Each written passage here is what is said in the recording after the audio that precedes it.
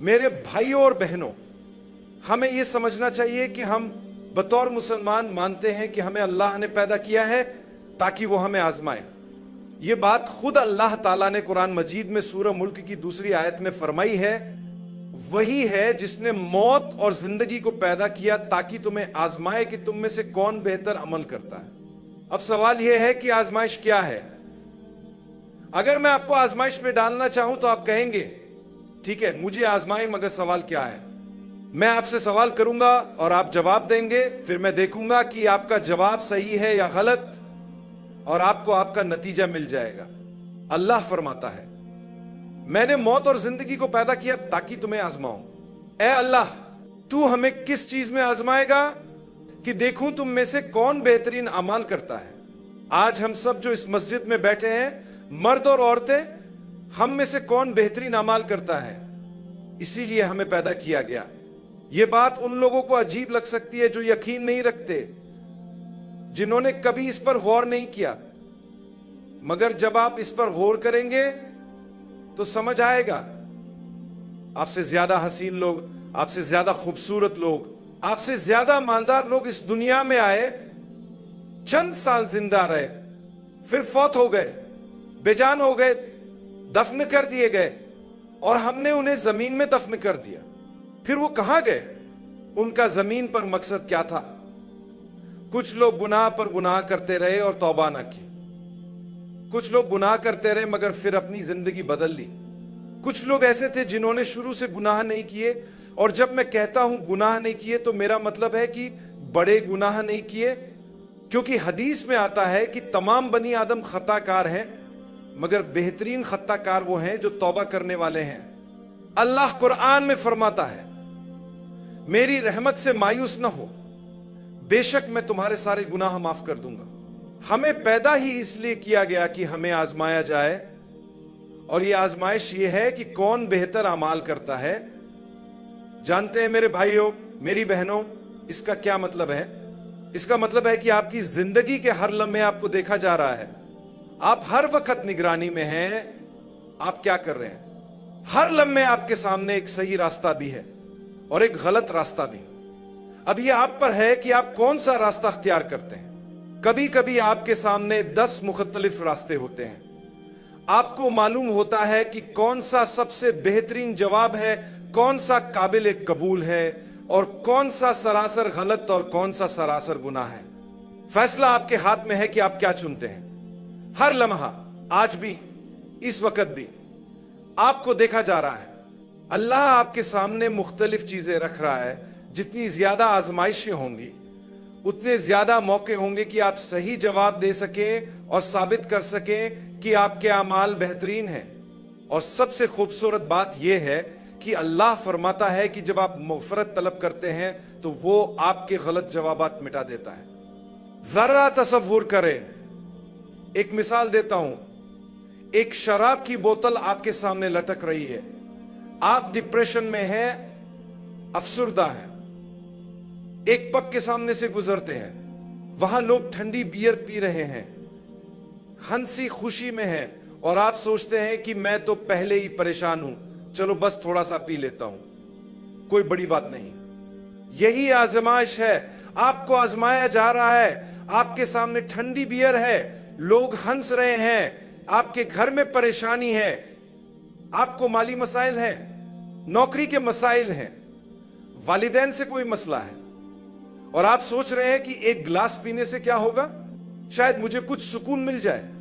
لیکن اللہ آپ کو یہ سب دکھا کر آزما رہا ہے کہ آپ کیا کرتے ہیں۔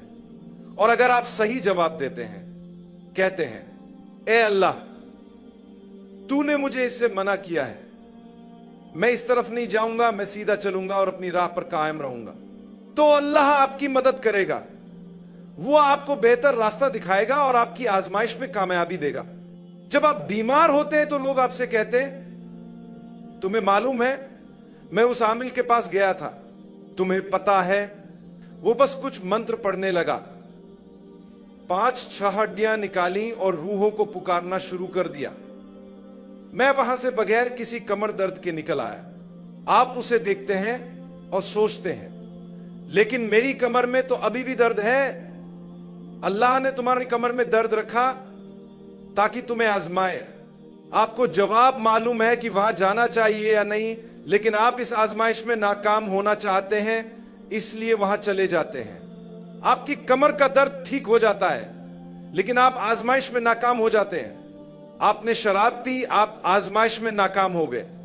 आपको कुछ देर के लिए सुकून मिलता है, लेकिन उसके बाद मजीद मसाइल आते हैं, और फिर क्या होता है? आप डिप्रेशन में चले जाते हैं, आपको स्ट्रेस हो जाता है, आप खुदकुशी के ख्यालात में मुब्तला हो जाते हैं, क्योंकि आपके अंदर ईमान की कमी होती है। लेकिन एक मोमेंट पर जितनी बड़ी आजमाइश आती है, वो उतना ही खुश होता है, ज्यादा मुतमिन होता है और अल्लाह के करीब हो जाता है। जब आपका मसला आपको शराब खाने ले जाए, आपको नशे में धकेल दे, आपको जुआ खेलने पर मजबूर करे, या आपको ज़ना की तरफ ले जाए, तो जान ले कि आपके ईमान में कोई कमी है। लेकिन जब आपका मसला आपको मस्जिद की तरफ ले आए, तो आप सच्चे मोमिन हैं। जब आपकी परेशानी आपको नरम कर दे और आपको अल्लाह से माफी मांगने पर मजबूर कर दे, तो आप सच्चे मोमिन हैं। क्योंकि अल्लाह फरमाता है, जिसे मैं पसंद करता हूं उसकी जिंदगी में आजमाइशें रखता हूं। लोग कहते हैं ये बात समझ नहीं आती, लेकिन हकीकत में आपने कभी गौर ही नहीं किया। कितने लोग किसी बड़ी परेशानी की वजह से अच्छे मुसलमान बन जाते हैं। एक शख्स जो पहले जीन्स को आधा नीचे किए, स्टाइलिश बाल बनाए, इधर उधर घूम रहा होता है, अचानक उसे कैंसर तशखीस होता है। कुछ अरसे बाद उसकी दाढ़ी निकलनी शुरू हो जाती है, फिर वो बेहतर लिबास पहनने लगता है और कुछ ही दिनों में वो पहली सफ में नजर आता है। क्या हुआ? आजमाइश ने उसे बदल दिया। जब आप पर माली या किसी भी किस्म की आजमाइश आए और वो आपको हराम की तरफ ले जाए, तो जान ले कि आप नाकामी पर नाकामी का शिकार हो रहे हैं। तो अगर कोई पूछे कि तुम यहां जिंदा क्यों हो, तो मैं जिंदा हूं ताकि खुद को उन चीजों से बचा सकूं जिनसे अल्लाह ने मुझे बचने का हुक्म दिया है। यही मेरी तख्लीक का मकसद है, यहां तक कि मौत आ जाए। क्योंकि अगर वो लोग जिन्होंने ज़ना किया अपनी मौत के वक्त तुमसे बात कर सकते, तो वो तुम्हें कहते, बेटा मैंने ये सब किया, तुम ये मत करना। तुम कहोगे, चाचा आपने अपनी जिंदगी के मजे ले लिए, अब मुझे छोड़ दो, अल्लाह हमें माफ फरमाए। लेकिन हकीकत यह है कि आप जवान हैं, आप में तवानाई है, और हम गुनाह की तरफ जाना चाहते हैं, यही हमारा दिल चाहता है। मगर जरा सोचें, एक दिन आप बूढ़े हो जाएंगे, आप चल भी नहीं सकेंगे, ठीक से बात भी नहीं कर सकेंगे, किसी सहारे की जरूरत होगी।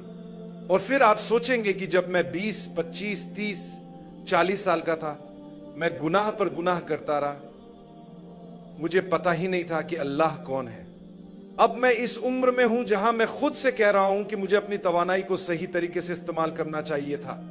जिंदगी बहुत मुख्तसर थी, मैंने इन गुनाहों से क्या हासिल किया? कुछ नहीं, बिल्कुल कुछ नहीं। वो नूर जो इंसान के चेहरे पर आता है जब वो अल्लाह की खातिर किसी गुनाह से बचता है, वो सबसे पहले दिल में महसूस होता है। वो एक खास सुकून होता है, एक नूर होता है, और इंसान खुद को अल्लाह के करीब महसूस करता है।